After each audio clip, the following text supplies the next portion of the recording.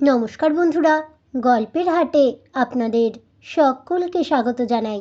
বন্ধুরা, গল্পের হাটে আমার আজকের নিবেদন সত্যজিৎ রায়ের রচিত গল্প সমাদদারের চাবি। গল্পটি শুনে ভালো লাগলে অবশ্যই ভিডিওটি লাইক, কমেন্ট, শেয়ার আর আমার চ্যানেলটিকে সাবস্ক্রাইব করে দেবেন। তাহলে চলুন বন্ধুরা, গল্পটি শুরু করা যাক। গল্প পাঠে আমি বৈশালী, আর আপনারা শুনছেন আজকের গল্প সমাদদারের চাবি।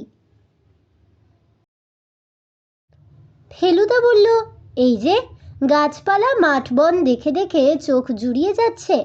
এর বৈজ্ঞানিক কারণটা কি জানিস? কারণ আদিমকাল থেকে হাজার হাজার বছর ধরে গাছপালার মধ্যে বসবাস করে সবুজের সঙ্গে মানুষের চোখের একটা স্বাভাবিক স্বাস্থ্যকর সম্পর্ক গড়ে উঠেছিল। আজকাল গাছ জিনিসটা ক্রমেই শহর থেকে লোপাট হতে চলেছে, তাই শহর ছেড়ে বেরোলেই চোখটা আরাম পায়, আর তার ফলে মনটাও হালকা হয়ে ওঠে। যত চোখের ব্যারাম দেখবি শহরে, পাড়াগাঁয়ে যা কি পাহাড়ে যা, দেখবি চশমা খুঁজে পাওয়া ভার। আমি জানি ফেলুদার নিজের চোখ খুব ভালো, তার চশমা লাগে না। সে ঘড়ি ধরে 3 মিনিট 15 সেকেন্ড চোখের পাতা না ফেলে থাকতে পারে, যদিও সে কোনোদিন গ্রামে টামে থাকেনি। এটা ওকে বলতে পারতাম, কিন্তু যদি মেজাজ বিগড়ে যায় তাই আর বললাম না। আমাদের সঙ্গে মণিবাবু রয়েছেন, মণিমোহন সমাদ্দার। তার চোখে পুরো মাইনাস পাওয়ারের চশমা। তিনিও অবশ্যই শহরের লোক, বয়স 50-50, বেশ ফর্সা রং, নাকটা যাকে বলে টিকালো, কানের কাছের চুলগুলো পাকা। মণিমোহন বাবুর ফিয়াট গাড়িতেই আমরা যশোর রোড দিয়ে চলেছি বামুনগাছি। কেন যাচ্ছি সেটা এই বেলা বলা দরকার। গতকাল ছিল রবিবার, পুজোর ছুটি সবে আরম্ভ হয়েছে। আমরা দুজনে আমাদের বৈঠকখানায় বসে আছি। আমি খবরের কাগজ খুলে সিনেমার পাতায় বিজ্ঞাপন দেখছি, আর ফেলুদা একটা সংখ্যাতত্ত্ব সম্বন্ধে বই খুব মনোযোগের সঙ্গে পড়ছে। আমি লক্ষ্য করছি সে কখনো আপন মনে হেসে আর কখনো ভুরু দুটোকে ওপরে তুলে ভালো লাগা আর অবাক হওয়াটা বোঝাচ্ছে। বইটা ডক্টর ম্যাট্রিক্স সম্বন্ধে। ফেলুদা বলছিল, এই ডক্টর ম্যাট্রিক্সের মতো মানুষের জীবনে সংখ্যা বা নম্বর জিনিসটা নাকি আশ্চর্য প্রভাব বিস্তার করে। অনেক সাধারণ বা অসাধারণ ঘটনার পিছনেই নাকি খুঁজলে নানা রকম নম্বরের খেলা আবিষ্কার করা যায়। ব্যাপারটা আমার কাছে ঠিক পরিষ্কার হতো না যদি না ফেলুদা বইটা থেকে একটা উদাহরণ দিয়ে বুঝিয়ে দিত। বলল, ডক্টর ম্যাট্রিক্সের একটা আশ্চর্য আবিষ্কারের কথা শোন। আমেরিকার দুজন বিখ্যাত প্রেসিডেন্ট খুন হয়েছিল, জানিস তো? লিঙ্কন আর কেনেডি। হ্যাঁ, আচ্ছা, এই দুজনের নামে কটা করে অক্ষর? LINCOLN, 7, KENNEDY, 7। বেশ, এখন শোন, লিঙ্কন প্রেসিডেন্ট হন 1860 সালে, আর কেনেডি হন 1960 সালে, ঠিক 100 বছর পরে। দুজনেই খুন হন শুক্রবার। খুনের সময় দুজনের স্ত্রী পাশে ছিল। লিঙ্কন খুন হন থিয়েটারে, সে থিয়েটারের নাম ছিল ফোর্ড। কেনেডি খুন হন মোটর গাড়িতে, সেটা ফোর্ড কোম্পানির তৈরি গাড়ি, গাড়িটার নাম ছিল লিঙ্কন। লিঙ্কনের পরে যিনি প্রেসিডেন্ট হন তার নাম ছিল জনসন, অ্যান্ড্রু জনসন। কেনেডির পরে প্রেসিডেন্ট হন লিন্ডন জনসন। প্রথম জনের জন্ম 1808, দ্বিতীয় জনের জন্ম 1908, ঠিক 100 বছর পর। লিঙ্কনকে যে খুন করে তার নাম জানিস? জানতাম, ভুলে গেছি। জন উইলকস বুথ।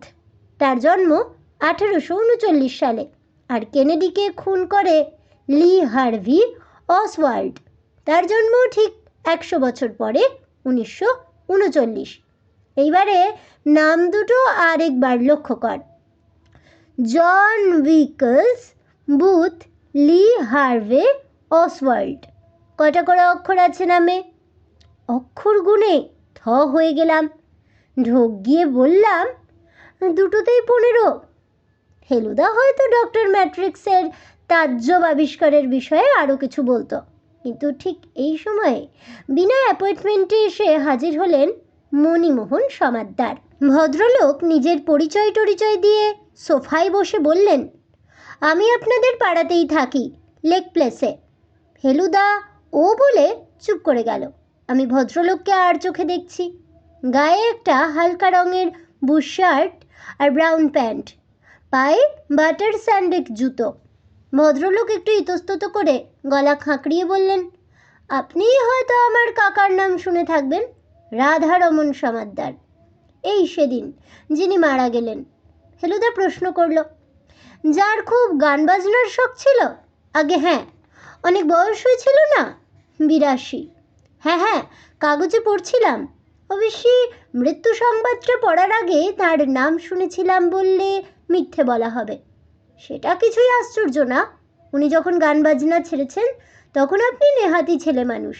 প্রায় 15 বছর হলো রিটায়ার করে বামুনগাছিতে বাড়ি করে সেখানেই চুপচাপ বসবাস করছিলেন। 18 সেপ্টেম্বর সকালে হার্ট অ্যাটাক হয়, সেই দিন রাত্রে মারা যান। I see. ভদ্রলোক কয়েক সেকেন্ড চুপ। ফেলুদা তার বাঁ পাটা ডান পায়ের উপর তুলে বসেছিল। এই ফাঁকে ডান পাটা বাঁ পায়ের উপর তুলে দিল। মিস্টার সমাদ্দার একটু কিন্তু ভাব করে বললেন, আপনি হয়তো ভাবছেন লোকটা কি বলতে এলো। আসলে ব্যাকগ্রাউন্ডটা একটু না দিয়ে দিলে। নিশ্চয়ই, ফেলুদা বলে উঠল। আপনি তাড়াহুড়ো করবেন না, টেক ইউর টাইম। মণিমোহনবাবু বলতে লাগলেন, আমার কাকা ঠিক সাধারণ মানুষ ছিলেন না। ওর পেশা ছিল ওকালতি এবং তাতে রোজগারও করেছেন যথেষ্ট। বছর 50 বয়স, সেটা ছেড়ে দিয়ে একেবারে পুরোপুরি গান বাজনার দিকে চলে যান। শুধু গাইতেন না, 7-8 রকম দিশি বিলিতি যন্ত্র বাজাতে পারতেন। সেতার, বেহালা, পিয়ানো, হারমোনিয়াম, বাঁশি, তবলা এবং এছাড়াও আরও কয়েকটা। তার উপরে সংগ্রহের বাতিক ছিল। ওর বাড়িতে বাদ্যযন্ত্রের একটা ছোটোখাটো মিউজিয়াম করে ফেলেছিলেন। কোন বাড়িতে? ফেলুদা প্রশ্ন করল। আমহার্স্ট স্ট্রিটে থাকতেই শুরু হয়। তারপর সেসব যন্ত্র বামুনগাছির বাড়িতে নিয়ে যান। যন্ত্রের সন্ধানে ভারতবর্ষের নানান জায়গায় গেছেন। বম্বেতে একবার এক ইতালিয়ান জাহাজির কাছ থেকে একটা বেহালা কেনেন। সেটা কলকাতায় এনে কিছুদিনের মধ্যেই বিক্রি করে দেন 30,000 টাকায়। ফেলুদা একবার আমাকে বলেছিল, ইটালিতে প্রায় 300 বছর আগে 2-3 জন লোক ছিল যাদের তৈরি বেহালার এমন কয়েকটা আশ্চর্য গুণ ছিল যে আজকের দিনে সেগুলোর দাম প্রায় লাখ টাকায় পৌঁছে গেছে। সমাদ্দার মশাই বলে চললেন। এইসব গুণের পাশে কাকার একটা মস্ত দোষ ছিল, তিনি ছিলেন অত্যন্ত কৃপণ। এই যে শেষ বয়সে আত্মীয় স্বজনের কাছ থেকে দূরে সরে গেলেন, তার একটা প্রধান কারণ হলো তার কৃপণতা।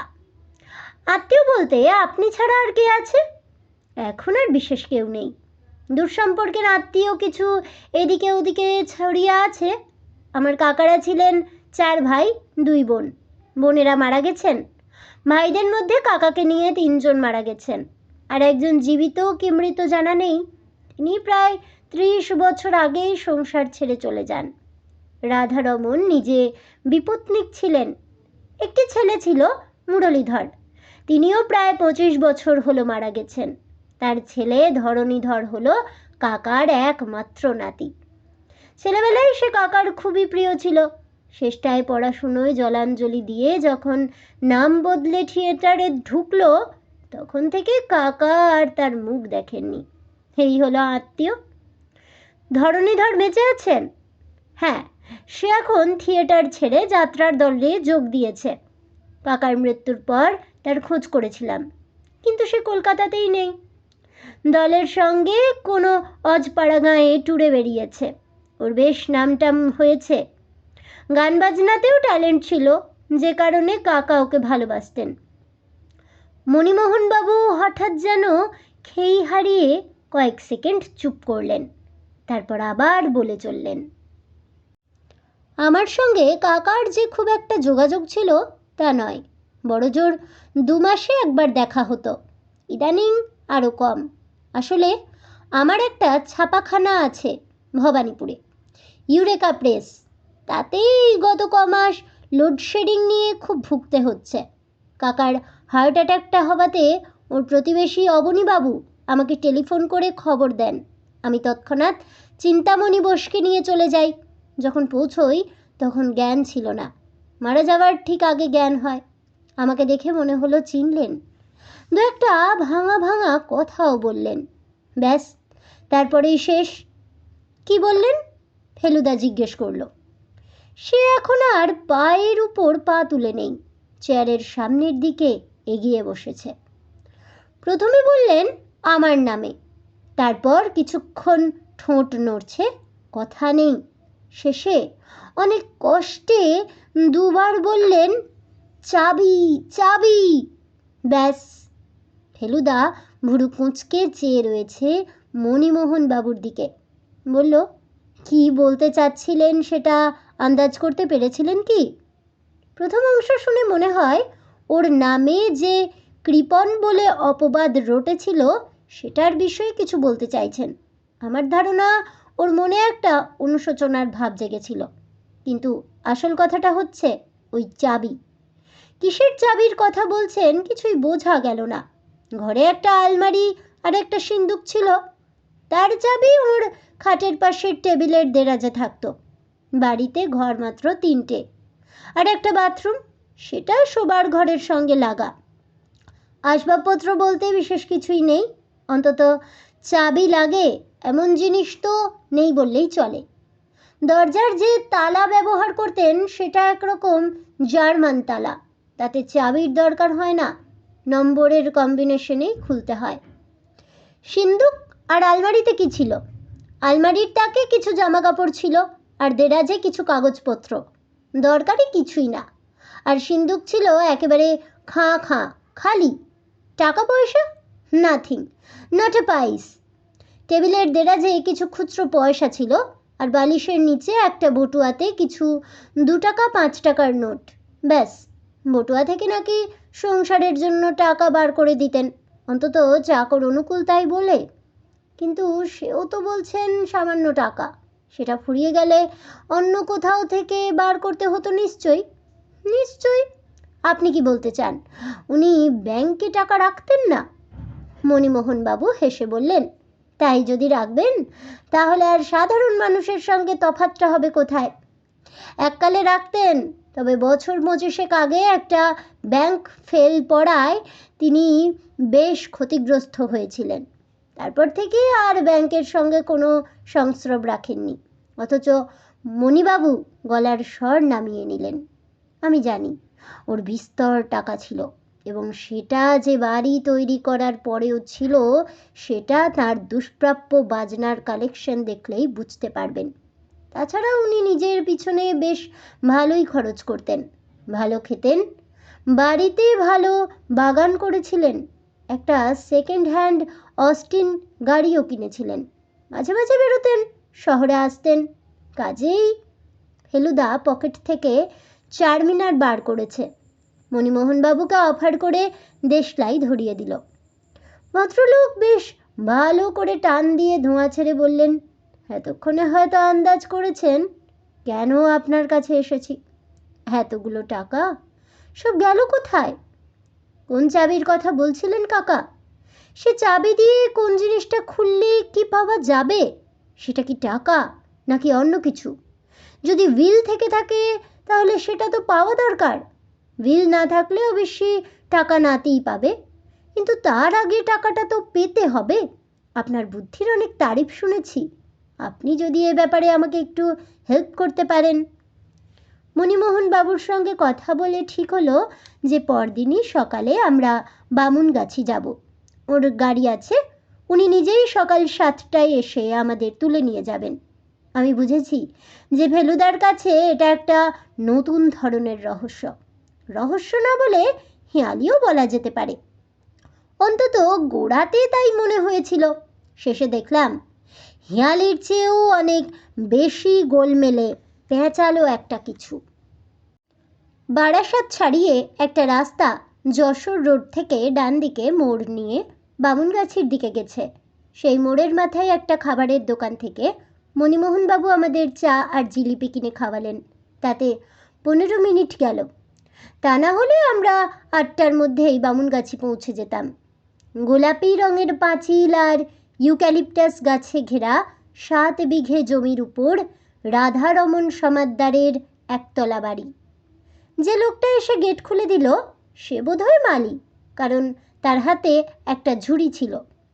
গাড়ি গেট দিয়ে ঢুকে বাগানের পাশ দিয়ে কাঁকড় বিছানো রাস্তার উপর দিয়ে একেবারে বাড়ির দরজার সামনে এসে দাঁড়ালো। ডান দিকে খানিকটা দূরে একটা গ্যারেজের ভিতর একটা পুরনো কালো গাড়ি রয়েছে। সেটাই বুঝলাম রাধারমণ সমাদ্দারের অস্টিন। গাড়ি থেকে নামতেই একটা ঠাঁই শব্দ শুনে বাগানের দিকে ফিরে দেখি নীল হাফ প্যান্ট পরা 8-10 বছরের একটি ছেলে হাতে একটা এয়ার গান নিয়ে দাঁড়িয়ে আমাদের দিকে দেখছে।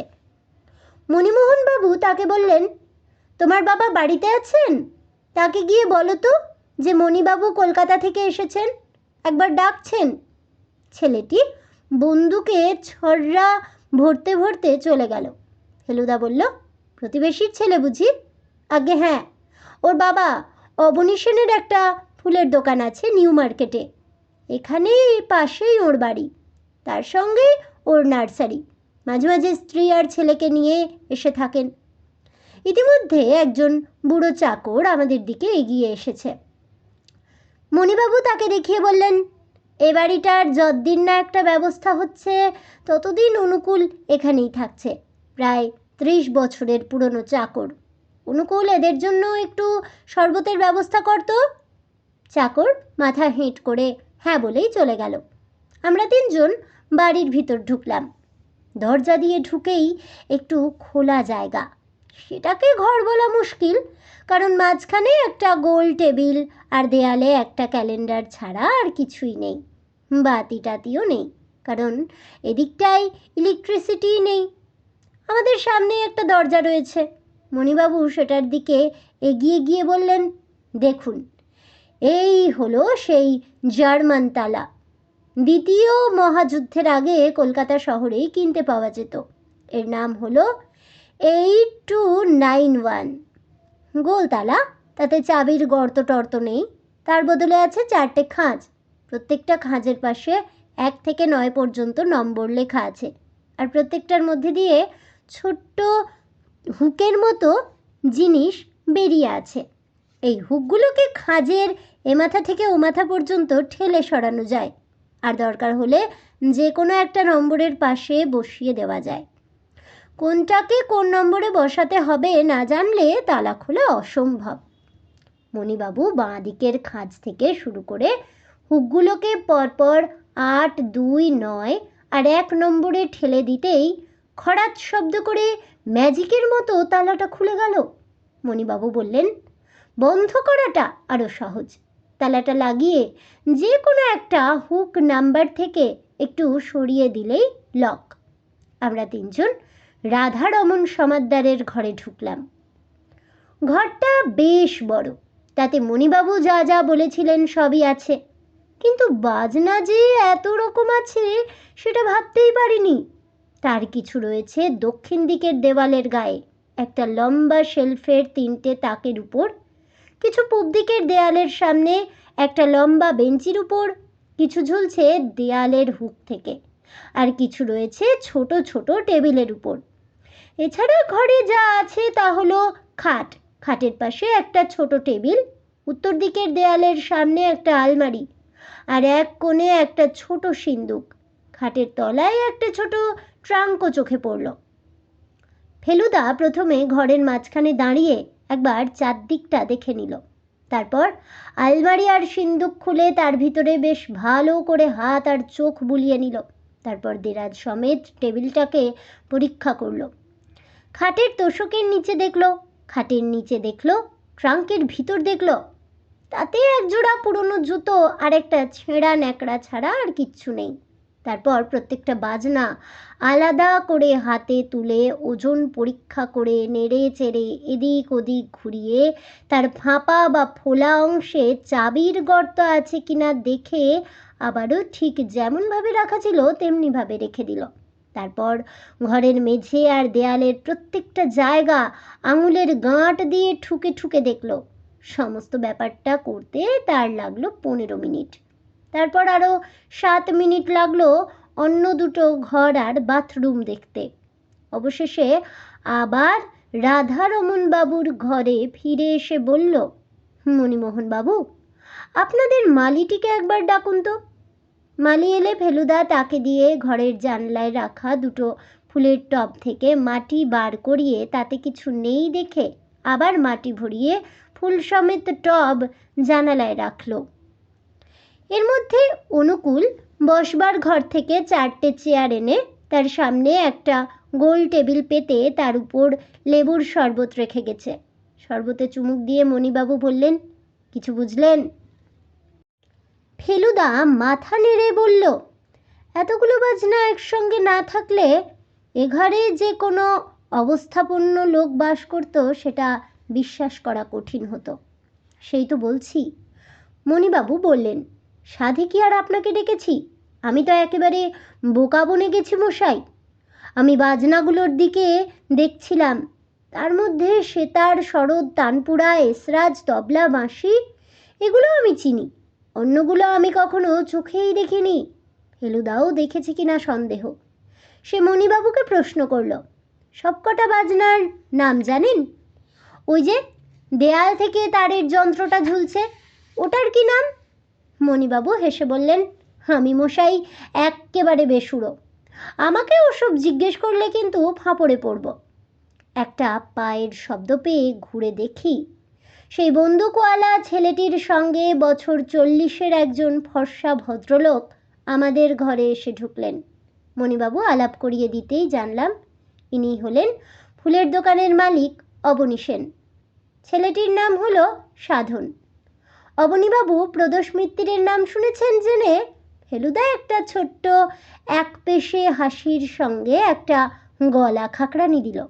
অবনীবাবু খালি চেয়ারটায় বসে মণিবাবুর দিকে ফিরে বললেন, ভালো কথা, আপনার কাকা কি কাউকে তার কোনো বাজনা বিক্রি করার কথা বলেছিলেন?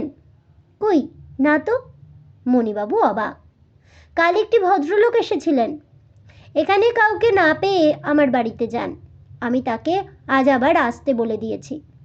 আমি আন্দাজ করেছিলাম আপনি হয়তো আসতে পারেন। ভদ্রলোকের নাম সুরজিৎ দাশগুপ্ত, আপনার কাকার মতোই বাজনা সংগ্রহের বাতিক। রাধারমণ বাবুর লেখা একটা চিঠি দেখালেন, মৃত্যুর কিছুদিন আগেই লেখা। সেই চিঠি পেয়ে ভদ্রলোক নাকি আগেই একবার দেখা করে গেছেন। আপনাদের চাকরও তাকে বলেছে কাল সকালে আসতে। আমিও তাকে দেখেছি। কথাটা বলল সাধন। সে একটা টেবিলের উপরে রাখা ছোট্ট হারমোনিয়ামের মতো একটা বাজনার সামনে দাঁড়িয়ে তার পর্দার উপর আস্তে আস্তে আঙুল টিপে টুংটাং সুর বার করছে।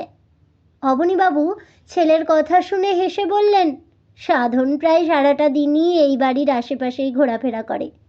দাদুর সঙ্গে তার খুব ভাব ছিল। দাদুকে কেমন লাগতো তোমার? ফেলুদা জিজ্ঞেস করল। মাঝে মাঝে খারাপ। সাধন আমাদের দিকে পিছন ফিরেই উত্তরটা দিল। খারাপ কেন? ফেলুদা আবার প্রশ্ন করল। খালি খালি সারেগামা গাইতে বলতেন। আর তুমি গাইতে না?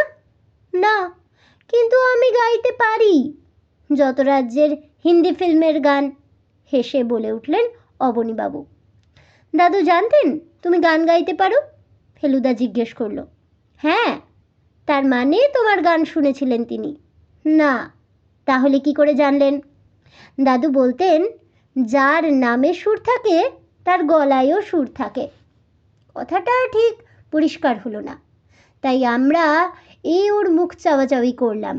ফেলুদা বলল, তার মানে? জানি না। তোমার দাদুর গান তুমি শুনেছ? না, বাজনা শুনেছি।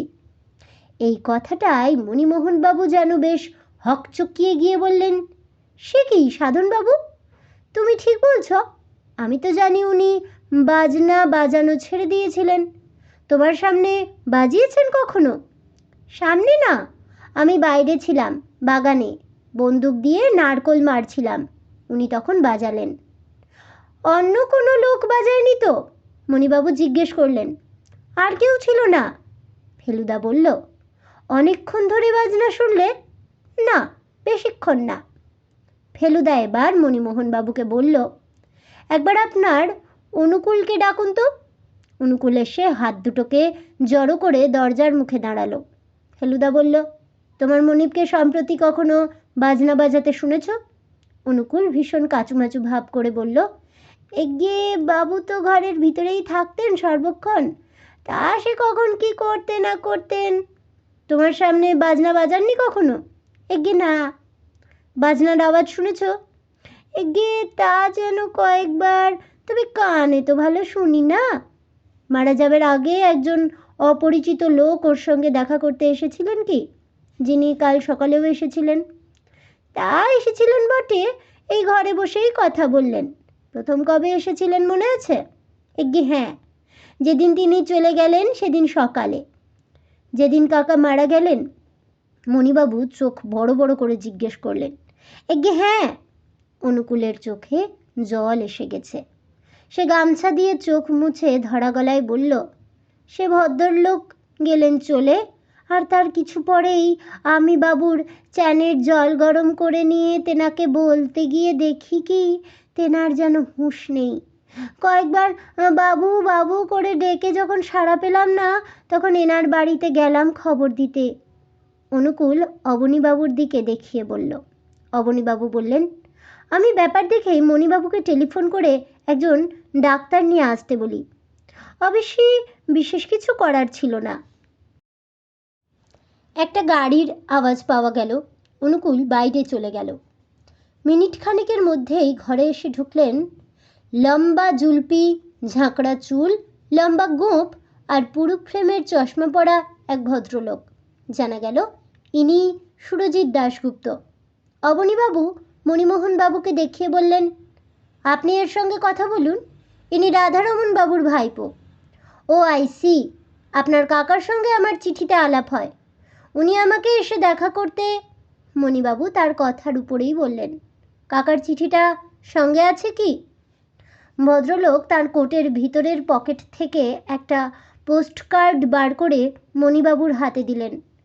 মণিবাবুর পড়া হলে সে চিঠি ফেলুদার হাতে গেল। আমি ঝুঁকে পড়ে দেখলাম তাতে রাধারমণ বাবু ভদ্রলোককে রবিবার 18 সেপ্টেম্বর সকালে 9টা থেকে 10টার মধ্যে তার সঙ্গে দেখা করতে লিখেছেন। কারণটাও বলা আছে, বাদ্যযন্ত্র আমার যাহা আছে তাহা আমার নিকটেই আছে, আপনি আসিলেই দেখিতে পাইবেন। উল্টো দিকে ভদ্রলোকের ঠিকানাও ফেলুদা দেখে নিল। Minerva hotel, central avenue, Kolkata 13। Feluda চিঠিটা পড়ে খাটের পাশের টেবিলের উপর রাখা সুলেখা ব্লু ব্ল্যাক কালিটার দিকে এক ঝলক দেখে নিল। চিঠিটা মনে হয় সেই কালিতেই লেখা। সুরজিৎবাবু এতক্ষণ দাঁড়িয়েছিলেন, এবার যেন একটু অসহিষ্ণুভাবেই খাটের একটা কোণে গিয়ে বসলেন। পরের প্রশ্নটাও মণিমোহন বাবুই করলেন। 18 তারিখে আপনার সঙ্গে কি কথা হয়? সুরজিৎবাবু বললেন, কিছুদিন আগে একটা পুরনো গীতভারতী পত্রিকায় বাদ্যযন্ত্র সম্বন্ধে ওর একটা লেখা পড়ে আমি রাধারমণ বাবু সম্বন্ধে জানতে পারি। এখানে এসে ওর কালেকশন দেখে আমি তার থেকে দুটো যন্ত্র কেনার ইচ্ছে প্রকাশ করি। দাম নিয়ে কথা হয়, আমি দুটোর জন্য 2000 টাকা অফার করি। উনি রাজি হন। আমি তখনই চেক লিখে দিচ্ছিলাম।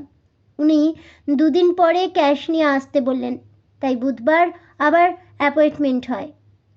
মঙ্গলবার কাগজে দেখি উনি মারা গেছেন। তারপর আমি দেরাদুন চলে যাই, পরশু ফিরেছি। মণিবাবু বললেন, আপনি যেদিন দেখা করতে আসেন সেদিন ওর শরীর কেমন ছিল? ভালোই তো, তবে ওর বোধহয় একটা ধারণা হয়েছিল উনি আর বেশি দিন বাঁচবেন না।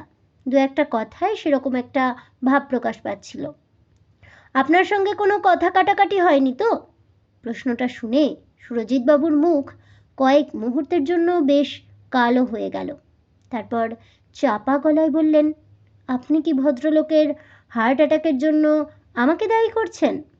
মণিবাবুও যথাসম্ভব ঠান্ডাভাবেই বললেন, আপনি ইচ্ছে করে কিছু করেছেন বলছি না, তবে আপনি যাবার কিছুক্ষণ পরেই তো উনি অসুস্থ হয়ে পড়েন, তাই। তা হতে পারে, তবে আমি যতক্ষণ ছিলাম ততক্ষণ তিনি সম্পূর্ণ সুস্থ ছিলেন। এনিওয়ে, আপনি আমার ব্যাপারে নিশ্চয়ই একটা ডিসিশন নিতে পারবেন। আমি ক্যাশ টাকা নিয়ে এসেছি 2000। ভদ্রলোক পকেট থেকে মানিব্যাগ বার করলেন। যন্ত্র দুটো আজ পেলে ভালো হতো। আমি কাল দেরাদুন ফিরে যাচ্ছি। আমি ওখানেই থাকি, ওখানেই মিউজিক নিয়ে রিসার্চ করছি। কোন দুটো যন্ত্রের কথা বলছেন আপনি? সুরজিৎ বাবু খাট থেকে উঠে দেয়ালের দিকে গিয়ে হুকে ঝোলানো একটা বাজনার দিকে দেখিয়ে বললেন, একটা হলো এটা, এর নাম খামাঞ্চে, ইরানের যন্ত্র। এটার নাম জানতাম কিন্তু দেখিনি কখনো, বেশ পুরনো যন্ত্র। আর অন্যটা হলো, সুরজিৎ বাবু ঘরের উল্টো দিকে একটা নিচু টেবিলের উপর রাখা ছোট্ট হারমোনিয়ামের মতো দেখতে যন্ত্রটার সামনে গিয়ে দাঁড়ালেন। এটাই কিছুক্ষণ আগে সাধন বাজাচ্ছিল। ভদ্রলোক সেটার দিকে আঙুল দেখিয়ে বললেন, এটার নাম মেলোকর্ড। এটা বিলিতি যন্ত্র, আগে দেখিনি কখনো। আমার বিশ্বাস অল্প কয়েকদিনের জন্য ম্যানুফ্যাকচার হয়েছিল, তারপর বন্ধ হয়ে যায়। খুব সিম্পল যন্ত্র, তবে আর পাওয়া যায় না বলে 1000 অফার করেছিলাম। উনি তখন রাজি হয়েছিলেন।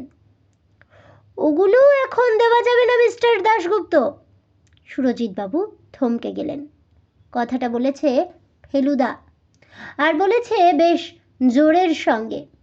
তীক্ষ্ণ দৃষ্টিবান হানার কথাটা কোন বইয়ে যেন পড়েছি। সুরজিৎবাবু মণিবাবুর দিক থেকে বাঁই করে ঘুরে ফেলুদার দিকে সেই রকম একটা তীক্ষ্ণ দৃষ্টিবান হেনে শুকনো ভারী গলায় বললেন, আপনি কে? উত্তর দিলেন মণিবাবু, উনি আমার বন্ধু। তবে উনি ঠিকই বলেছেন, ওগুলো এখন দেওয়া যাবে না। তার প্রধান কারণটা আপনার বোঝা উচিত। কাকা যে ওগুলো আপনাকে বিক্রি করতে রাজি ছিলেন তার কোনো প্রমাণ নেই।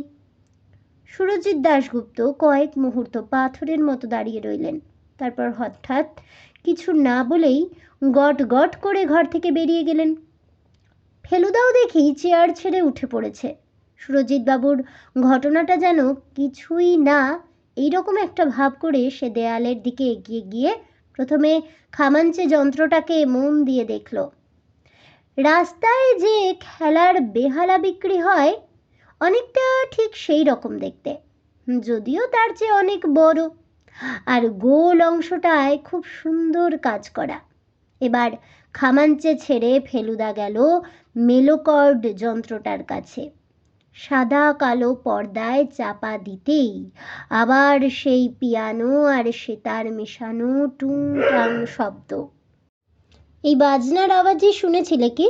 ফেলুদা সাধনকে জিজ্ঞেস করল। হতে পারে। সাধনের মতো এত অল্প বয়সে এত গম্ভীর ছেলে আমি খুব কম দেখেছি। এবার ফেলুদা আলমারির দেরাজ থেকে একতারা পুরনো কাগজ বার করে মণিবাবুকে বলল, এগুলো আমি একটু বাড়িতে নিয়ে যেতে পারি কি? মণিবাবু বললেন, নিশ্চয়ই। আরও যদি কিছু?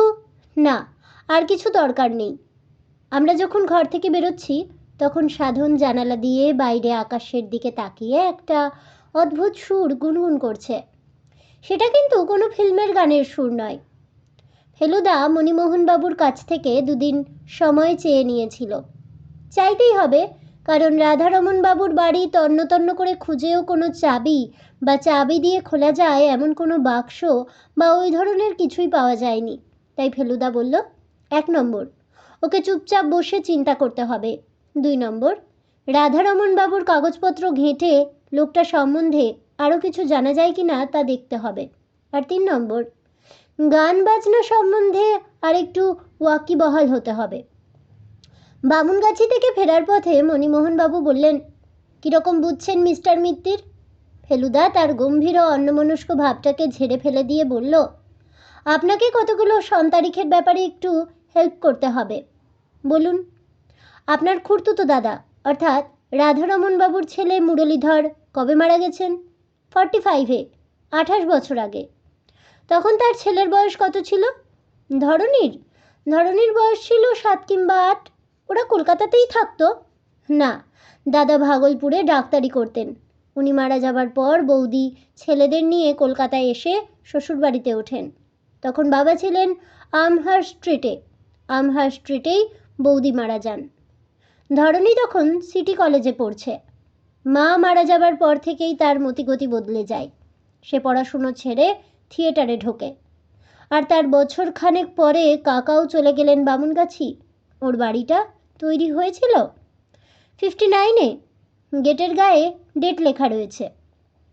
রাধারমণবাবুর কাগজপত্রের মধ্যে ছিল কিছু পুরনো চিঠি, কিছু ক্যাশ মেমো, 2টো ওষুধের প্রেসক্রিপশন, স্পিগলার নামে একটা জার্মান কোম্পানির পুরনো ক্যাটালগ, তাতে নানা রকম বাজনার ছবি ও দাম, খাতার কাগজে লেখা কয়েকটা বাংলা গানের স্বরলিপি, খবরের কাগজ থেকে নানান সময়ে কাটা 5টা নাটকের সমালোচনা। সেগুলোতে সঞ্জয় লাহিড়ী বলে একজন অভিনেতার প্রশংসা নীল পেন্সিলে আন্ডারলাইন করা। এর মধ্যে 3টে জিনিস নিয়ে ফেলুদা মন্তব্য করল। স্বরলিপিগুলো দেখে বলল, সুরজিৎবাবু যে পোস্টকার্ডটা দেখালেন তার হাতের লেখার সঙ্গে এ লেখা মিলে যাচ্ছে। ক্যাটালগটা দেখে বলল, মেলোকর্ড বলে কোনো যন্ত্রের নাম এতে দেখছি না। আর থিয়েটারের সমালোচনাগুলো দেখে বলল, যদ্দূর মনে হচ্ছে এই সঞ্জয় লাহিড়ী আর ধরণীধর সমাদ্দার একই লোক। আর তাই যদি হয় তাহলে বলতেই হবে, নাতির মুখ না দেখলেও তার সম্বন্ধে খোঁজ খবরটা রাখতেন রাধারমণবাবু। কাগজগুলো সযত্নে একটা প্লাস্টিকের ব্যাগে রেখে ফেলুদা থিয়েটারের পত্রিকা মঞ্চলোকে টেলিফোন করে সঞ্জয় লাহিড়ী কোন যাত্রার দলে আছে তা জিজ্ঞেস করল। জানা গেল দলের নাম মডার্ন অপেরা। সেখানে সঞ্জয় লাহিড়ী হিরোর পার্ট করে। তারপর মডার্ন অপেরার অফিসে ফোন করে জানা গেল যাত্রার দল 3 সপ্তাহ হলো জলপাইগুড়ি ট্যুরে বেরিয়ে গেছে, ফিরতে আরও দিন 7। এ খবরটা অবশ্যই মণিবাবু আগেই দিয়েছিলেন। দুপুরে খাওয়া দাওয়ার পরে আমরা বেরোলাম। একদিনে একসঙ্গে এত রকম জায়গায় অনেক দিন যাইনি। প্রথমে জাদুঘর। কেন যাচ্ছি আগে থেকে জানি না, কারণ ফেলুদার এখন মৌনী পর্ব। তার উপরে মাঝে মাঝে আঙুল মটকাচ্ছে, বোঝাচ্ছে সে ভীষণ মন দিয়ে ভাবছে, তাই ডিস্টার্ব করা চলবে না। জাদুঘরে যে এরকম একটা বাজনার সংগ্রহ আছে সেটা জানতাম না। অবশ্যই সবই দেশি বাজনা, একেবারে মহাভারতের যুগ থেকে আজকের যুগ পর্যন্ত। শুধু বিনায় যে এত রকমের হতে পারে তা আমার ধারণাই ছিল না। এরপরে বিলিতি বাজনার দোকান, ফ্রি স্কুল স্ট্রিটের শালদানহা কোম্পানি বলল মেলোকর্ডের নাম কখনোই শোনেনি। সেখান থেকে গেলাম লালবাজারে। লালবাজারের মণ্ডল কোম্পানির একটা ক্যাশ মেমো রাধারমণবাবুর কাগজপত্রের মধ্যে ছিল, তাই বোধহয় ফেলুদা সেখানে গেল। দোকানের মালিক একেবারে জহর রায়ের মতো দেখতে। বললেন, সমাদ্দার মশাই আমাদের অনেক দিনের খদ্দের, সেই আমার ফাদারের টাইম থেকে। মেলোকর্ড বলে কোনো যন্ত্রের নাম শুনেছেন? ফেলুদা জিজ্ঞেস করল। মেলোকর্ড? কই না তো। ক্ল্যারিওনেট টাইপের কিছু ফু দেওয়া যন্ত্র, উইন্ড ইনস্ট্রুমেন্ট? ফেলুদা বলল, না, বলতে পারেন হারমোনিয়াম টাইপের। সাইজে অনেক ছোট, আওয়াজটা পিয়ানো আর সেতারের মাঝামাঝি। ছোট সাইজের বাজনা, তাতে কটা অক্টেভ পাচ্ছেন আপনি? আমি জানি যে সা রে গা মা পা ধা নি সা, এই 8টা সুর মিলে একটা অক্টেভ হয়। মণ্ডলের দোকানেই একটা হারমোনিয়ামে দেখছি 3 অক্টেভের বেশি পর্দা রয়েছে। মেলোকর্ডে মাত্র একটা অক্টেভ রয়েছে শুনে মণ্ডল মাথা নেড়ে বললেন, না মশাই, এই শুনে মনে হচ্ছে খেলনা টেলনা ধরনের কিছু হবে। আপনি বরঞ্চ নিউ মার্কেটে দেখুন। এরপরে ফেলুদা কলেজ স্ট্রিটের দাশগুপ্তের দোকান থেকে 19 টাকা দিয়ে 3টে সঙ্গীতের বই কিনল। তারপর সেখান থেকে বিধান সরণিতে মঞ্চলোকের অফিসে গিয়ে অনেক খুঁজে সঞ্জয় লাহিড়ীর একটা দুমড়ানো ছবি চেয়ে নিল। দাম দিতে হবে কিনা জিজ্ঞেস করাতে সম্পাদক প্রতুল হাজরা জিভ কেটে বলল, দামের কথা কি বলছেন, আপনি ফেলু মিত্তির না? রাস্তার মোড়ের একটা দোকান থেকে ঠান্ডা লস্যি খেয়ে ট্যাক্সি ধরে বাড়ি ফিরতে হয়ে গেল 7:30। এসে দেখি পাড়া ঘুরঘুরটি, লোডশেডিং চলছে। ফেলুদা তার মধ্যেই মোমবাতি জ্বালিয়ে গানের বইগুলো উল্টে পাল্টে দেখতে লাগলো। 9টায় আলো আসার পর বলল, তোপসে, তুই শ্রীনাথকে নিয়ে চট করে একবারটি পটুদের বাড়ি চলে যেত, গিয়ে বল ফেলুদা একদিনের জন্য হারমোনিয়ামটা চেয়েছে। ঘুমোবার আগে পর্যন্ত শুনলাম ফেলুদা প্যাঁ প্যাঁ করে হারমোনিয়াম বাজাচ্ছে। রাত্রে স্বপ্ন দেখলাম একটা প্রকাণ্ড ঘরে একটা প্রকাণ্ড লোহার দরজা, আর তাতে একটা প্রকাণ্ড ফুটোটা এত বড় যে তার মধ্যে দিয়ে অনায়াসে উল্টো দিকে চলে যাওয়া যায়। কিন্তু তা না করে আমি, ফেলুদা আর মণিমোহন বাবু তিনজনে একসঙ্গে একটা প্রকাণ্ড চাবিকে আঁকড়ে ধরে সেটাকে ফুটোটার মধ্যে ঢোকাতে চেষ্টা করছি, আর সুরজিৎ দাশগুপ্ত একটা আলখাল্লা পরে তিরিং বিরিং লাফাচ্ছেন আর সুর করে বলছেন, 8291, 8291, 8291। পরদিন মঙ্গলবার। মণিমোহনবাবু বলেছিলেন বুধবার আবার খবর নেবেন, কিন্তু সকাল 7টায় তার টেলিফোন এসে হাজির। ফোনটা আমিই ধরেছিলাম। ফেলুদাকে ডেকে দিচ্ছি বলাতে বললেন, দরকার নেই, তুমি ওকে বলো আমি এক্ষুনি আসছি, জরুরি কথা আছে। 15 মিনিটের মধ্যেই ভদ্রলোক এসে গেলেন। বললেন, অবনীবাবু, এই একটুক্ষণ আগে বামুনগাছি থেকে ফোন করেছিলেন। কাকার শোবার ঘরে মাঝরাত্রে লোক ঢুকেছিল। ওই জার্মান তালার সংকেত আর কে জানে? ফেলুদা তৎক্ষণাৎ প্রশ্ন করল। আমার ভাইপো জানতো।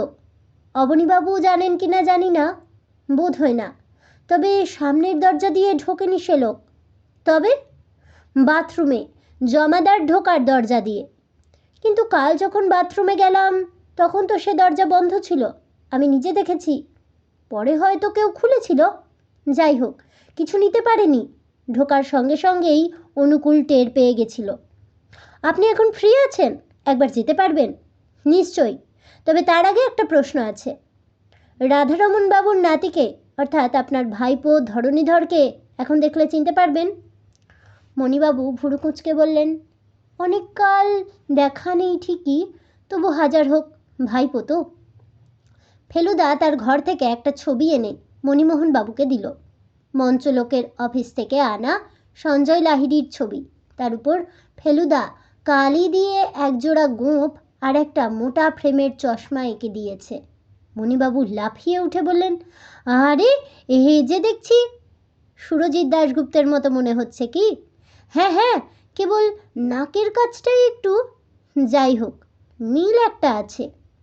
এটা আসলে আপনার ভাইপোরই ছবি, আমি কেবল একটু রং চড়িয়েছি। আশ্চর্য, আমারও কথাটা মনে হয়নি তা নয়। ইনফ্যাক্ট কাল রাত্রে একবার ভেবেছিলাম আপনাকে ফোন করে বলি, কিন্তু প্রেসে ওভার টাইম কাজ হচ্ছিল, ফিরতে অনেক রাত হলো, তাই আর বলা হয়নি। অবশ্যই নিশ্চিত হয়ে কিছু বলা সম্ভবও হতো না। ধরণীকে গত 15 বছরে প্রায় দেখিনি বললেই চলে। থিয়েটারেও না, কারণ ও বাতিকটা আমার একদম নেই। আর যাত্রা তো ছেড়েই দিলাম। অথচ আপনার অনুমান যদি সত্যি হয় তাহলে দুটো ব্যাপার প্রমাণ করতে হয়। 1, সুরজিৎ দাশগুপ্ত বলে আসলে কেউ নেই। 2, সঞ্জয় লাহিড়ী যাত্রার দল থেকে ছুটি নিয়ে চলে এসেছে, এবং সেটা এসেছে আপনার কাকার মৃত্যুর আগেই। তোপসে মিনার্ভা হোটেলের নাম্বারটা বার করতো। হোটেলের সঙ্গে কথা বলে জানা গেল সুরজিৎ দাশগুপ্ত বলে একজন সেখানে এসেছিলেন বটে, কিন্তু গতকাল সন্ধেবেলা তিনি হোটেল ছেড়ে চলে গেছেন। মডার্ন অপেরায় ফোন করে লাভ নেই, কারণ কালকেই তাদের সঙ্গে কথা হয়েছে, আর তারা বলেছে যে সঞ্জয় লাহিড়ী ট্যুরে গেছে। বামুনগাছি পৌঁছিয়ে ফেলুদা প্রথমে পাঁচিলের বাইরেটা ঘুরে দেখল। যেই আসুক তাকে গাড়ি বা ট্যাক্সি করে আসতে হয়েছে, আর সে গাড়ি বাড়ি থেকে দূরে রেখে বাকি পথটা হেঁটে এসে পাঁচিল টপকাতে হয়েছে। শেষের কাজটা কঠিন নয়, কারণ 3 জায়গায় পাঁচিলের বাইরে গাছ রয়েছে, আর সে গাছের নিচু ডাল পাঁচিলের উপর দিয়ে কম্পাউন্ডের ভিতর ঢুকেছে। মুশকিল হচ্ছে কি, বর্ষার দিন হলে মাটিতে পায়ের ছাপ পড়ত, কিন্তু এ মাটি একেবারে খটখটে শুকনো। অনুকূলের শরীর ভালো নয়। সে তার ঘরে বিছানায় শুয়ে কুঁই কুঁই করে যা বলল তাতে বোঝা গেল যে মাথার যন্ত্রণায় আর মশার কামড়ে রাত্রে তার ভালো ঘুম হচ্ছিল না। সে যেখানে শোয় সেখান থেকে তার খাটের পাশের জানালা দিয়ে সোজা রাধারমণ বাবুর ঘরের জানলা দেখা যায়। অন্ধকারের মধ্যে হঠাৎ সেই ঘরে একটা আলো দেখে সে ধর্মড়িয়ে উঠে কে কে বলে হাঁক দিয়ে ছুটে যায়, কিন্তু সে পৌঁছবার আগেই দেখে একজন লোক রাধারমণ বাবুর বাথরুমের দরজা দিয়ে দৌড়ে বেরিয়ে অন্ধকারে মিলিয়ে গেল। বাকি রাতটা নাকি অনুকূল রাধারমণ বাবুর ঘরের মেঝেতেই শুয়ে থাকে। অন্ধকারের মধ্যে সে লোককে চিনতে পারোনি বোধ হয়। মণিবাবু প্রশ্ন করলেন। না বাবু, আমি বুড়ো মানুষ, চোখে ভালো দেখি না, আর কাল আবার ছিল অমাবস্যা। রাধারমণ বাবুর বাড়ি গিয়ে দেখলাম জিনিসপত্র যেমন ছিল তেমনি আছে, কিন্তু তাও। ফেলুদার গম্ভীর গলার স্বরে বেশ ঘাবড়ে গেলাম। মণিবাবু, বারাসাত থানায় খবর দিতে হবে। এ বাড়িতে আজ রাত থেকে পাহারার বন্দোবস্ত করতে হবে। সে লোক আবার আসতে পারে। আর সুরজিৎ দাশগুপ্ত যদি সঞ্জয় লাহিড়ী নাও হন, তাহলেও তাকে সন্দেহ করতে হবে, কারণ ওই দুটো যন্ত্রের উপর তার যথেষ্ট লোভ আছে। পয়সা দিয়ে কেনা সম্ভব না হলে অন্য উপায়ে ওগুলো হাত করার চেষ্টা অস্বাভাবিক নয়। এইসব কালেক্টরদের গোঁ বড় সাংঘাতিক। মণিবাবু বললেন, আমি অবনীবাবুর বাড়ি থেকে এক্ষুনি থানায় ফোন করে দিচ্ছি। ও স্ত্রীর সঙ্গে আমার আলাপ আছে। ভদ্রলোক ব্যস্তভাবে ঘর থেকে বেরিয়ে গেলেন। ফেলুদা মেলোকরটাকে নিয়ে খাটের উপর বসে নেড়ে চেড়ে দেখতে লাগলো। দারুণ মজবুত তৈরি, দুপাশের কাঠে সুন্দর কাজ করা। জিনিসটাকে চিৎ করে আলোতে ধরতে একটা রং চটে যাওয়া লেবেল দেখা গেল। ফেলুদা চোখ কুঁচকে লেখাটা পড়ে বলল, স্পিগলার কোম্পানির তৈরি, made in Germany. Feluda harmonium বাজাতে জানে না ঠিকই, কিন্তু কাঁচা হাতে একটা একটা করে পর্দা টিপে যখন জনগণমনর খানিকটা মেলোকর্ডে বাজালো, তখন যন্ত্রটার গুণে সেটা শুনতে বেশ ভালোই লাগছিল। তারপর সেটাকে আবার টেবিলের উপর রেখে বলল, একবার ইচ্ছে করে জিনিসটাকে ভেঙে ভেতরে কি আছে দেখি, কিন্তু যদি দেখি কিছু নেই তাহলে বাজনাটার জন্য আফসোস হবে। সুরজিৎ দাশগুপ্ত 1000 টাকা অফার করছিল এটার জন্যে। অনুকূল এই শরীর নিয়েও শরবত করে এনেছিল, সেটাই চুমুক দেওয়ার সঙ্গে সঙ্গেই মণিমোহনবাবু ফিরে এসে বললেন, থানায় বলে দিয়েছি, 2 জন লোক থাকবে সন্ধে থেকে। অবনীবাবু বাড়ি ছিলেন না, সাধনকে নিয়ে কলকাতা গেছেন, ফিরবেন বিকেলে। ফেলুদা বলল, রাধারমণ বাবুর টাকা লুকিয়ে রাখার ব্যাপারটা আপনি ছাড়া আর কে জানতে পারে? মণিবাবু গম্ভীরভাবে বললেন, আমি নিজে জেনেছি কাকার মৃত্যুর পরে। টাকা যে খোঁজাখুঁজি হচ্ছে সেটা অবশ্যই অবনীবাবু জানেন, কিন্তু তার অ্যামাউন্টটা কত হতে পারে সেটা জানার কথা নয়। আর সুরজিৎ দাশগুপ্ত যদি আসলেই ধরণীধর হয়ে থাকে, তাহলে সে যেদিন কাকার সঙ্গে এসে কথা বলেছিল সেদিন কিছু জেনে থাকতে পারে। আমার তো বিশ্বাস সে কাকার কাছে টাকাই চাইতে এসেছিল, তারপর কাকার সঙ্গে কথা কাটাকাটি হয়, তার ফলে। মণিবাবু কথাটা শেষ করলেন না। ফেলুদা তার দিকে একদৃষ্টে তাকিয়ে বলল, তার ফলে আপনার কাকার হার্ট অ্যাটাক হয়, আর সেই অবস্থাতেই ধরণীধর ঘরের মধ্যে টাকার অনুসন্ধান করেন। আপনি তাই ভাবছেন তো? কিন্তু আমি এটাও জানি যে সে টাকা খুঁজে পায়নি। যদি পেত তাহলে সে বাজনা কেনার অজুহাতে আবার ফিরে আসতো না। এই তো? ঠিক তাই। তার ধারণা ওই দুটো বাজনার একটার মধ্যেই টাকাটা রয়েছে, মেলোকর্ড। মণিবাবু ফেলুদার দিকে তীক্ষ্ণ দৃষ্টি দিলেন। আপনি তাই বলছেন? আমার মন তাই বলছে, ফেলুদা বলল। তবে আমি আন্দাজে ঢিল মারা পছন্দ করি না, আর আপনার কাকার শেষ কথাগুলোও আমি ভুলতে পারছি না। আপনার শুনতে কোনো ভুল হয়নি তো? উনি চাবি কথাটাই বলেছিলেন তো? মণিবাবু হঠাৎ কেমন যেন অপ্রতিভ হয়ে পড়লেন। হাত কচলাতে কচলাতে বললেন, কি জানি মশাই, চাবি বলেই তো মনে হলো। অবশ্যই এমন হতে পারে যে কাকা আসলে প্রলাপ বকছিলেন, চাবি কথাটার হয়তো কোনো অর্থই নেই। কথাটা শুনে আমার মনটা বেশ দমে গিয়েছিল, কিন্তু ফেলুদার মধ্যে দমবার কোনো লক্ষণ দেখলাম না। ও বলল, প্রলাপই হোক আর যাই হোক, এই ঘরে টাকা আছে। আমি যেন সে টাকার গন্ধ পাচ্ছি। চাবিটা আসল কথা নয়, আসল কথা টাকা। তাহলে আপাতত কি করবেন সেটা ঠিক করুন। করেছি, আপাতত বাড়ি ফিরব। দিনের বেলা কোনো ভয় নেই। অনুকূলকে বলে দেবেন চোখ রাখতে, আর বাইরের কোনো লোককে যেন ঢুকতে না দেওয়া হয়। রাত্রে তো পাহারা থাকবেই। আমি বাড়ি গিয়ে আমার খাতা নিয়ে আমার ঘরে আমার খাটের উপর বালিশে বুক দিয়ে উপর হয়ে শুয়ে চিন্তা করব। একটা আবছা আলো দেখতে পাচ্ছি, সেটা আরও উজ্জ্বল হওয়া দরকার। তবে একটা কথা, তেমন বুঝলে রাতটা আমি এখানে কাটাতে চাই। আপনার আপত্তি নেই তো? মোটেই না। 8টা নাগাদ আপনাকে তুলে নিতে পারি। ভালো কথা। আপনি সংখ্যাতত্ত্বে বিশ্বাস করেন? সংখ্যাতত্ত্ব? মণিমোহন ভ্যাবাচ্যাকা খেল। ফেলুদা তার এক পেশে হাসি হেসে বলল, আপনাদের সবাইয়ের নাম দেখেছি 5 অক্ষরের। রাধারমন, মুরলীধর, ধরণীধর, মণিমোহন। তাই প্রশ্নটা মনে এলো। আগে লেখ, মৃত ব্যক্তির নাম কি ছিল? ফেলুদা তার খাটে বসে আছে, আমি তার পাশে চেয়ারে। আমার হাতে সে খাতা পেন্সিল ধরিয়ে দিয়েছে। আমি লিখলাম, রাধারমন সমাদ্দার। তার নাতির নাম? ধরণীধর সমাদ্দার। নাতির থিয়েটারের নাম? সঞ্জয় লাহিড়ী। দেরাদুনের বাজনা সংগ্রাহকের নাম? সুরজিৎ দাশগুপ্ত। রাধারমনের প্রতিবেশীর নাম অবনী সেন, তার ছেলের নাম সাধন সেন। রাধারমনের শেষ কথা কি ছিল? আমার নামে চাবি চাবি। গানে একটা সা থেকে তার পরের সা পর্যন্ত কটা সুর থাকে? এর মধ্যে ফেলুদা তার কেনা সঙ্গীত প্রবেশিকার প্রথম চ্যাপ্টারটা আমাকে দিয়ে পড়িয়ে নিয়েছে। গান নিয়ে সে কেন এত মেতে উঠেছে জানি না। যাই হোক, আমি লিখলাম 12টা। কি কি? 7টা শুদ্ধ, 4টে কোমল, 1টা কড়ি। শুদ্ধ সুর কি কি? কিভাবে লেখে? স, র, গ, ম, প, ধ, ন। কোন কোনটা কোমল হয়? র, গ, ধ, ন। কিভাবে লেখে? রি, গ, দ, মূর্ধন্য। আর করি ম। কিভাবে লেখে? ক্ষয় মূর্ধন্য। এবার দে কাগজটা। দিলাম। এবার বাইরে বৈঠকখানায় গিয়ে বস, দরজাটা ভেজিয়ে দে, আমি কাজ করব। গেলাম বৈঠকখানায়, দরজা ভেজালাম, সোফায় বসলাম। চাঁদের পাহাড় বইটা 3বার পড়েছি, আবার পড়তে শুরু করলাম।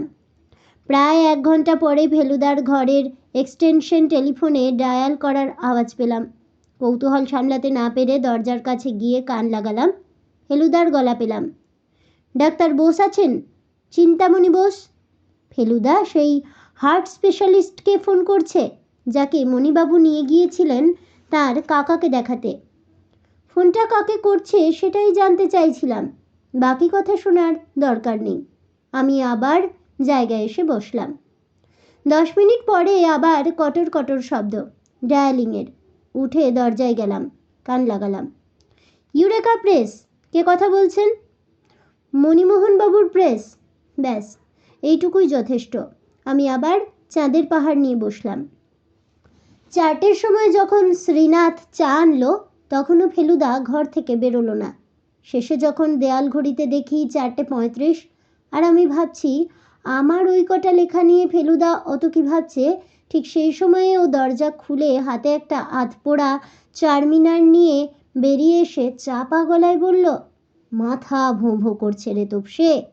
একটা 82 বছরের বুড়োর মরার মুখে বলা সামান্য 3টে কথার মানে নিয়ে এত কেন ভাবতে হলো, সেটা ভেবেই মাথা ভোঁ ভোঁ করছে। এর জন্য অবশ্যই দায়ী আমাদের বাংলা ভাষা। আমি অবশ্যই ফেলুদার কথাবার্তা কিছুই বুঝতে না পেরে ওর দিকে চেয়ে কাঠ হয়ে বসে রইলাম। দেখতে পাচ্ছি ওর মুখের চেহারা বদলে গেছে, আর বুঝতে পারছি যে আবছা আলোটার কথাও বলছিল সেটা ওর কাছে আর আবছা নেই। সা, ধা, নি, সা, নি সবকটা শুদ্ধ সুর। শুনে কিছু মনে পড়ছে? কোনো মানে বুঝতে পারছিস? আমার মাথা আরও গুলিয়ে গেল। ফেলুদা বলল, তোর বুঝতে পারার কথা নয়, পারলে তোর আর ফেলু মিত্তিরের কোনো তফাৎ থাকতো না। ভাগ্যিস তফাৎটা আছে। আমি ফেলুদার স্যাটেলাইটের বেশি আর কিছু হতে চাই না।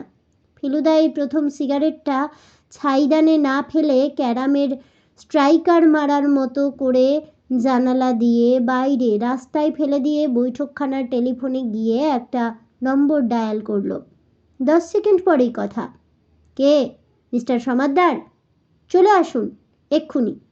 বামুনগাছি যেতে হবে। হ্যাঁ, হয়ে গেছে, সব পরিষ্কার। মেলোকর্ড? হ্যাঁ, মেলোকর্ডই আমাদের রহস্যের চাবিকাঠি।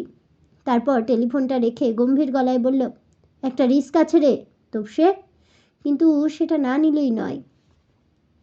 মণিবাবুর ড্রাইভার গুরুচরণ দেখতে বুড়ো হলেও ভিআইপি রোডে 85 কিলোমিটারের পার আওয়ার স্পিড তুলল।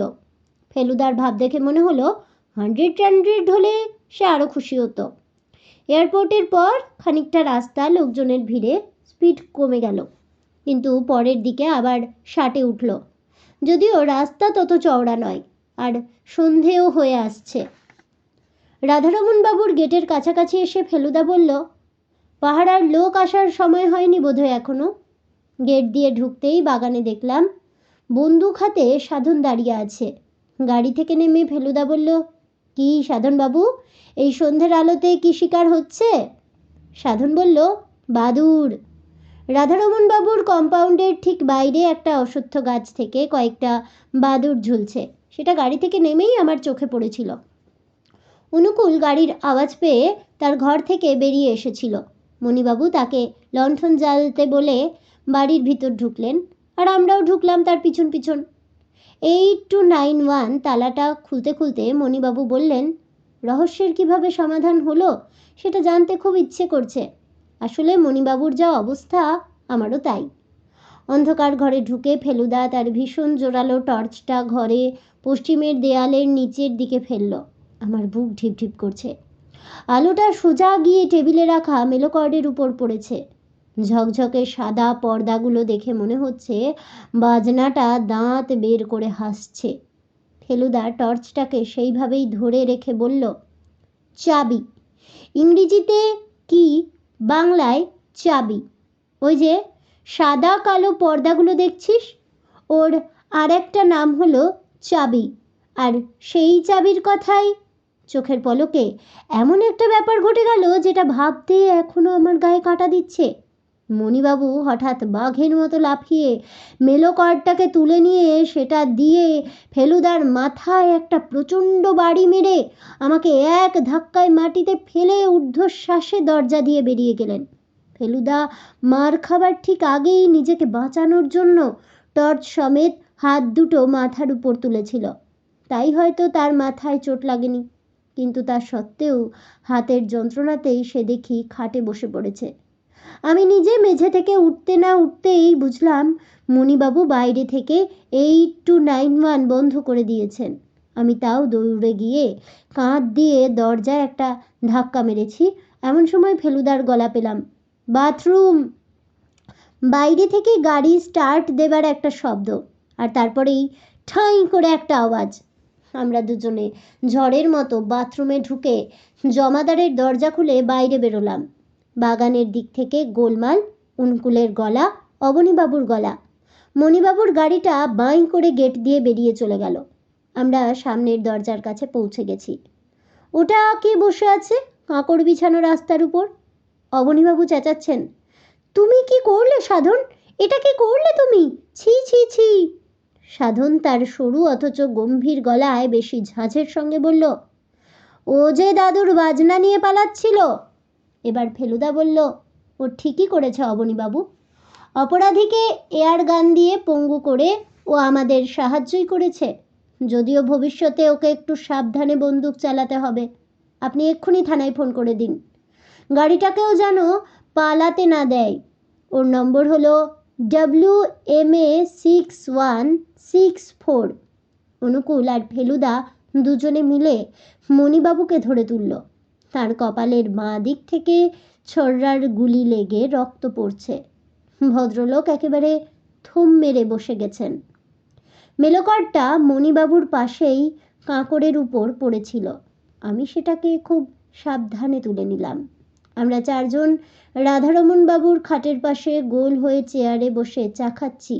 চারজন মানে আমি, ফেলুদা, অবনীবাবু আর বারাসাত থানার দীনেশ গুঁই। ইনি বোধহয় ইন্সপেক্টর হবেন। ঘরের এক কোণে সিন্দুকটার সামনে আরও দুজন লোক রয়েছে। একজন দাঁড়িয়ে, সে বোধহয় কনস্টেবল, আর একজন চেয়ারে ঘাপটি মেরে বসে। ইনি হলেন অপরাধী মণিমোহন সমাদ্দার, যার কপালে এখন ব্যান্ডেজ বাঁধা। এছাড়া সাধনও রয়েছে। সে জানালার ধারে দাঁড়িয়ে বাইরের অন্ধকারের দিকে দেখছে। আমাদের পাঁচজনের মাঝখানে টেবিলের উপর রাখা রয়েছে মেলোকর্ড। এইবার বোধহয় ফেলুদা একটা রহস্য উদ্ঘাটন করবে। ফেলুদার ঘড়ির কাঁচ ভেঙে গেছে, আর মা হাতের কবজির খানিকটা ছাল উঠে গেছে। রাধারমণবাবুর বাথরুম থেকে ডেটল নিয়ে লাগিয়ে সেখানে সে রুমাল বেঁধে রেখেছে। হাত থেকে চায়ের কাপটা মাটিতে নামিয়ে রেখে ফেলুদা বলতে আরম্ভ করলো, মণিমোহন সমাদ্দারকে আমি সন্দেহ করতে আরম্ভ করি আজ দুপুর থেকে, কিন্তু তিনি কোনো একটা বেচাল না চাললে তাকে বাগে আনা যাচ্ছিল না, কারণ তার বিরুদ্ধে প্রমাণের অভাব। আমি তাই খানিকটা রিস্ক নিয়েই তাকে প্রশ্রয় দিচ্ছিলাম। আমাকে আচমকা আক্রমণ করে বাজনা নিয়ে পালানোটাই তার ভুল চাল। শেষ পর্যন্ত তিনি পালাতে পারতেন না ঠিকই, কিন্তু তিনি যে এত তাড়াতাড়ি শায়েস্তা হলেন তার জন্য অবশ্যই দায়ী সাধনের এয়ারগান। মণিমোহনবাবুর একটা কথায় প্রথম খটকা লাগে। কথাটা যখন বলেছিলেন তখন লাগেনি, পরে লাগে। উনি বলেছিলেন, পরশু ওর প্রেসে ওভারটাইম কাজ হচ্ছিল, তাই ওর বাড়ি ফিরতে অনেক রাত হয়েছিল। পরশু ছিল সোমবার। আমি জানি যে পাড়ায় মণিবাবুর প্রেস, সে পাড়ায় সন্ধ্যায় নিয়মিত লোডশেডিং হয়। আমার এক প্রফেসর বন্ধু সেই একই পাড়ায় থাকে। আজ ইউরেকা প্রেসে ফোন করে জানতে পারি যে প্রথমত সোমবার বিকেল থেকে লোডশেডিংয়ের জন্য কাজ বন্ধ ছিল, আর দ্বিতীয়ত মণিমোহনবাবু দুপুরের পর আর সেদিন প্রেসেই যাননি। এই মিথ্যে কথাটাতেই আমার মনে ভীষণ খটকা লাগে। আর তারপরেই সন্দেহ হয়, উনি রাধারমণবাবুর শেষ কথা সম্বন্ধে যা বলেছিলেন সেটা সত্যি তো? রাধারমণের মৃত্যুর সময় মণিবাবু ছাড়াও একজন লোক সেখানে ছিলেন। তিনি হলেন ডাক্তার চিন্তামণি বোস। তাকে ফোন করে জানতে পারি যে মণিবাবু পুরোপুরি সত্যি কথা বলেননি। রাধারমণের একটা কথা তিনি গোপন করেছিলেন। রাধারমণ আসলে বলেছিলেন, ধরণী আমার নামে চাবি চাবি। ধরণী হলো রাধারমণের নাতি। মৃত্যুর আগের মুহূর্তে তার নাতিকেই কিছু বলার কথা মনে এসেছিল, ভাইপোকে নয়। ভাইপোকে হয়তো সেই অবস্থায় তিনি চিনতেই পারেননি। আসলে নাতির সঙ্গে তার সরাসরি সম্পর্ক না থাকলেও তার উপর থেকে রাধারমণবাবুর স্নেহ যায়নি, তাই অভিনয়ের প্রশংসা কাগজে বেরোলে তিনি তা কেটে রাখতেন। কিন্তু যে কথাটা তিনি নাতিকে বলতে চেয়েছিলেন সেটা শুনে ফেলল তার ভাইপো। চাবি কথাটা শুনে মণিমোহন বুঝলেন যে টাকা পয়সার কথা বলা হচ্ছে, কিন্তু শেষটায় চাবি দিয়ে কিছুই বেরোলো না। তখন মণিবাবুকে গোয়েন্দা ফেলুমিত্তিরের কাছেই আসতে হলো। মতলব এই যে আমি টাকার সন্ধান দেব, আর উনি সুযোগ বুঝে সেটি আত্মসাৎ করবেন। উইল আছে কিনা জানা নেই, না থাকলে টাকা নাতি পাবে, আর থাকলেও মণিবাবুর পাওয়ার সম্ভাবনা কম, কারণ আমার বিশ্বাস রাধারমণবাবু তার ভাইপোকে পছন্দই করতেন না। এখন কথা হচ্ছে, আমার কাছ থেকে কিছু একটা লুকোবার জন্যই নিশ্চয়ই মণিবাবুর মিথ্যে কথা বলার দরকার হয়েছিল। তার মাথায় কি সেদিন কোনো ক্রূর অভিসন্ধি খেলছিল, যে কারণে তার পক্ষে প্রেসে যাওয়া সম্ভব হয়নি? সেই দিনই মাঝরাত্রে যে লোক রাধারমণবাবুর ঘরে হানা দিয়েছিল সে কি তাহলে মণিমোহন সমাদ্দার? এটা আমার কাছে খুবই বিশ্বাসযোগ্য বলে মনে হয়, কারণ সেদিনই সকালে আমি যখন রাধারমণবাবুর বাথরুম পরীক্ষা করে দেখি তখন জমাদারের দরজা ভিতর থেকে বন্ধ ছিল। সে দরজা খুলবে কে এবং কেন? বাথরুমটা তো আর ব্যবহারই হচ্ছে না। আসলে যে লোক ঢুকেছে সে সামনের দরজা দিয়ে জার্মান তালা খুলে ঢুকেছে। সে তালার সংকেত তার জানা। ঘরে ঢুকে সে লোক জমাদারের দরজা খুলে বেরিয়ে এসে জার্মান তালা বন্ধ করে আবার বাথরুম দিয়ে ঢুকেছে। এই লোক যে মণিমোহন সমাদ্দার তাতে কোনো সন্দেহ নেই। তিনি বোধহয় বাকি কথাটার মানে বুঝে ফেলে মেলোকর্ড নামক চাবিওয়ালা যন্ত্রটা নিতে এসেছিলেন, তাই না? আমাদের সকলের দৃষ্টি মণিবাবুর দিকে গেল। মাথা হেঁট অবস্থাতেই তিনি আবছা অন্ধকারে দুবার মাথা নেড়ে হ্যাঁ বললেন। ফেলুদা বলল, চাবি যে বাজনার চাবি সেটা বুঝলেও মণিবাবু বোধহয় রাধারমণের বাকি সংকেতটা ধরতে পারেননি, কারণ অতটা বুদ্ধি ওর নেই। এই বাকি সংকেতটা আমি বুঝতে পারি আজ বিকেলে, আর সেটার জন্যেও দায়ী শ্রীমান সাধন। এবার আমরা সকলে অবাক হয়ে সাধনের দিকে চাইলাম। সেও দেখি বড় বড় চোখ করে ফেলুদার দিকে দেখছে। ফেলুদা বলল, তোমার দাদু সুরের বিষয়ে কি বলেছিলেন সেটা আরেকবার বলে দাও তো সাধন। সাধন প্রায় ফিসফিস করে বলল, যার নামে সুর থাকে তার গলাতেও সুর থাকে। ফেলুদা বলল, ভেরি গুড। এবার রাধারমণবাবুর আশ্চর্য বুদ্ধির দিকটা ক্রমেই বোঝা যাবে। যার নামে সুর থাকে, বেশ, সাধনের নামটাই ধরা যাক, সাধন সেন। এবার অকারে একার বাদ দিয়ে কি দাঁড়ায় দেখা যাক। স ধ দন্তন্য স দন্তন্য, অর্থাৎ গানের সুরের ভাষায় সা ধা নি সা নি। এই আশ্চর্য ব্যাপারটা বোঝার সঙ্গে সঙ্গেই যেন একটা নতুন দিক খুলে গেল। আমার নামে চাবি? রাধারমণ বাবু কি এখানে নিজের নামের কথাটাই বোঝাতে চাচ্ছেন? রাধারমণ সমাদ্দার। রে ধা রে মা নি সা মা দা দা রে। কি সহজ, অথচ কি ক্লিভার, কি চতুর। ধরণীধরও কিন্তু গাইতে পারত। আর তার নামেও দেখছি সুর, ধা রে নি ধা রে সা মা ধা ধা রে। এইটা বোঝার সঙ্গে সঙ্গেই আমি নিশ্চিত হয়ে গেলাম যে ওই মেলোকর্ডেই রাধারমণের ব্যাংক। যান্ত্রিক কলাকৌশলের দিকে রাধারমণের যে একটা ঝোঁক ছিল সেটাও ওই জার্মান তালা দেখেই বোঝা যায়। এই মেলোকর্ডও জার্মানিতেই তৈরি। স্পিগলার কোম্পানি নামে একটি বিখ্যাত বাজনা প্রস্তুতকারক রাধারমণ বাবুর বিশেষ নির্দেশ অনুযায়ী এই মেলোকর্ড তৈরি করে। কি ভাগ্যিস এটি সুরজিৎ দাশগুপ্তের হাতে চলে যায়নি।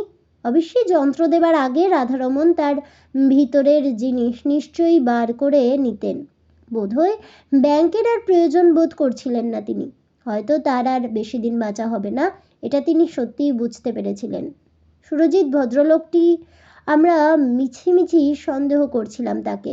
ভাবছিলাম উনি ছদ্মবেশী ধরণীধর। আসলে সুরজিৎ বাবু সত্যিই একজন বাজনা পাগল সঙ্গীতজ্ঞ লোক। তার উল্লেখ আমি গানের বইতেই পেয়েছি। আর ধরণীধর সত্যিই তার যাত্রার দলের সঙ্গে ট্যুরে বেরিয়েছে। এখন জানা দরকার যে তার ভাগ্যে সত্যিই কোনো অর্থপ্রাপ্তি আছে কিনা। তার অনেক দিন থেকেই একটা নিজের যাত্রা দল করার ইচ্ছে। মঞ্চলোকের একটা ইন্টারভিউতে সে তাই বলেছে। তো সে লণ্ঠনটা কাছে এনে ধরতো। আমি লণ্ঠনটা খাটের পাশের টেবিল থেকে তুলে মেলোকর্ডের পাশে এনে রাখলাম। ফেলুদা বলল, অনেক ধকল গেছে এটার উপর দিয়ে, তবে জার্মান জিনিস তো, দেখা যাক। রাধারমণের বুদ্ধি আর স্পিগলার কোম্পানির কারিগরি মিলে কি জিনিস দাঁড়িয়েছে। রাধারমণ সমাদ্দারের নামের অক্ষর ধরে ধরে ফেলুদা চাবি টিপতে আরম্ভ করে দিল। টুং টাং করে একটা অদ্ভুত সুর বেরোচ্ছে মেলোকর্ড থেকে। শেষ সুরটা টেপার সঙ্গে সঙ্গে একটা চাবুকের মতো শব্দ করে সকলকে চমকে দিয়ে মেলোকর্ডের ডান পাশের কাঠটা দরজার মতো খুলে গেল। আমরা ঝুঁকে পড়ে দেখলাম সেই দরজাটার পিছনে রয়েছে লাল মখমলের লাইনিং দেওয়া একটা খুপড়ি, আর সেই খুপড়িতে ঠাসা রয়েছে তারা তারা 100 টাকার নোট। নোটগুলো টেনে বার করে ফেলুদা বলল, কমপক্ষে 50,000। আসুন অবনীবাবু, গোনা যাক। ফেলুদার চোখ লণ্ঠনের আলোয় জল করছে। আমি জানি সেটা লোভ নয়, সেটা তার শান দেওয়া বুদ্ধির খানিকটা অংশ খাটিয়ে একটা মন ধাঁধানো জটিল রহস্য সমাধান করার আনন্দ। তাহলে বন্ধুরা, আমার আজকের এই গল্পটি শুনে কেমন লাগলো অবশ্যই আমাকে কমেন্টে জানাবেন। ভিডিওটি ভালো লেগে থাকলে লাইক শেয়ার করতে ভুলবেন না। আমার চ্যানেলের নতুন বন্ধু হয়ে থাকলে চ্যানেলটিকে সাবস্ক্রাইব করে দেবেন। পাশে থাকা বেল বাটনটি প্রেস করে রাখবেন নতুন গল্পের নোটিফিকেশন পাওয়ার জন্য। ফিরে আসছি পরবর্তী গল্প নিয়ে। ততক্ষণ সবাই ভালো থাকুন, সুস্থ থাকুন, আর অবশ্যই সঙ্গে থাকুন আর দেখতে থাকুন গল্পের হাট।